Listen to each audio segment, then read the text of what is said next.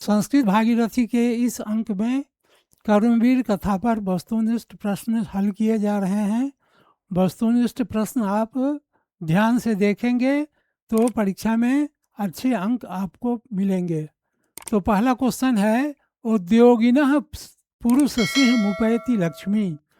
तो जो उद्योगी पुरुष होते हैं वह लक्ष्मी को प्राप्त करते हैं। यह उक्ति किस पाठ से संकलित है?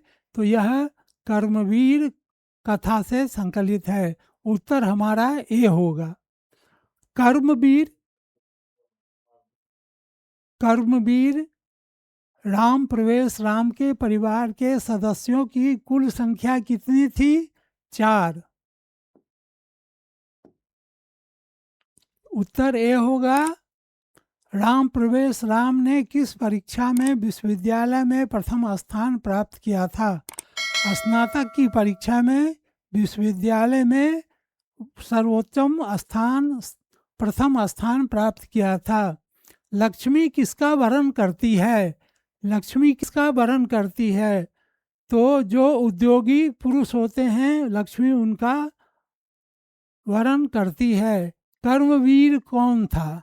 कर्मवीर राम प्रवेश राम का नाम ही कर्मवीर था। भीखनटोला गांव कहाँ है? भीखनटोला गांव बिहार में है। तो इसका उत्तर डी होगा।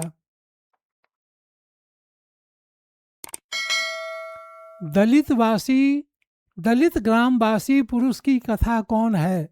तो ये कथा जो है वह कर्मवीर कथा है। ए उत्तर होगा। नवीन दृष्टि संपन्न शिक्षक कहाँ पहुँचे? भीखनटोला में। भीखनटोला में वे नवीन दृष्टि वाले शिक्षक पहुँचे।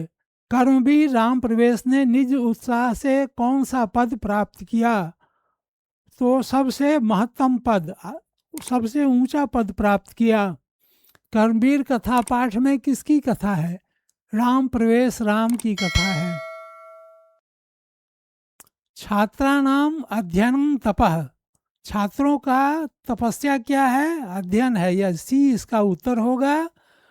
राम प्रवेश राम उच्च विद्यालय में कौन सा स्थान प्राप्त किया था? तो स्कूल के परीक्षा में भी वह प्रथम स्थान प्राप्त किया था। अब हम लोग आगे देखेंगे। आगे है, लक्ष्मी किसके पास जाती है? जो परिश्रमी व्यक्ति होते हैं लक्ष्मी उसके पास जाती है। उत्तर ए होगा। भीखनटोला देखने कौन आया था? तो ये जो अध्यापक थे वो भीखनटोला देखने गए थे। तो बी इसका उत्तर होगा।